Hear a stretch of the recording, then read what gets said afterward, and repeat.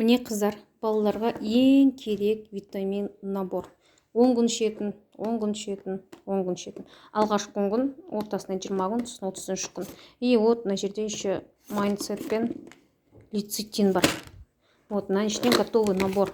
Вот қараңыздар, суына дейін бар. Вот 10 күнге арналған готовый набор. Осыны бір ай ішесіз, балаңызға бересіз.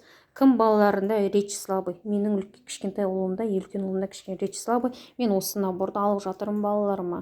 Алла қаласа мықты результат менен көресіздер. Содан кейін ДЦП балалар, аутист балалар, жаңағы менингитпен ауырып жатқан өте көп болезньдер бар ғой. Кімде балаларда связано мимен, баспен, вот соның бәріне осы наборды алып ішу керек. Ешқандай логопедтің, ешқандай психологтың қажеті жоқ. Потому что нервный система дұрыс болмаса, сырттан келген медиктер оған ешқандай результат бере алмайды. Результат болса да, особо ондай бір қатты результат болмайды. Көрдіңіздер ме? 10 күндік набор.